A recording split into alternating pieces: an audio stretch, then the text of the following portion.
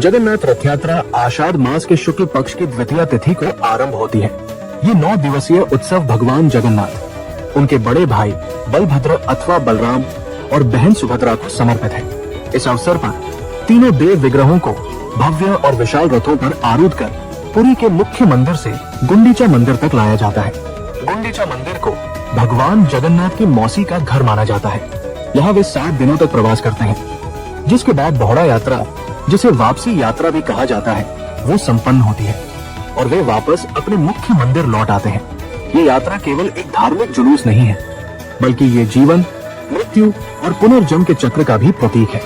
भगवान जगन्नाथ को भगवान विष्णु का ही एक रूप माना जाता है, जो ब्रह्मांड के पालक है। बलभद्र जी शक्ति और कृषि के देवता है और सुभद्रा जी को शुभता और समृद्धि की देवी माना जाता है।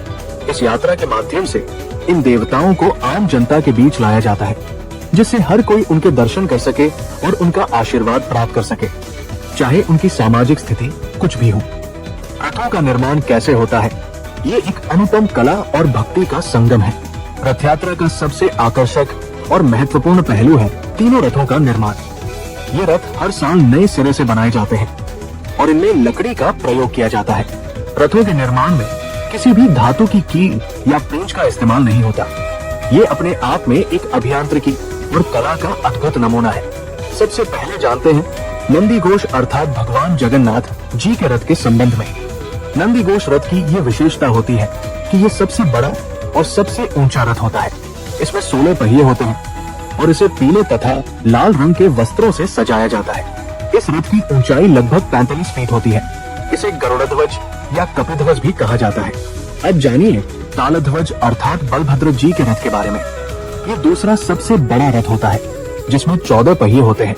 इसे हरे और लाल रंग के वस्त्रों से सजाया जाता है और इसकी ऊंचाई लगभग 43 फीट होती है। इसे लांगुल ध्वज या हलध्वज भी कहा जाता है। अब आपको बताते हैं देवदलन अर्थात सुभद्रा जी के रथ के संबंध में। ये सबसे छोटा रथ होता है, जिसमें 12 पहिए होते हैं। इसे काले या नीले और लाल रंग के वस्त्रों से सजाया जाता है और इसकी ऊंचाई लगभग 42 फीट होती है। इसे पद्मध्वज या दर्पदलन भी कहा जाता है।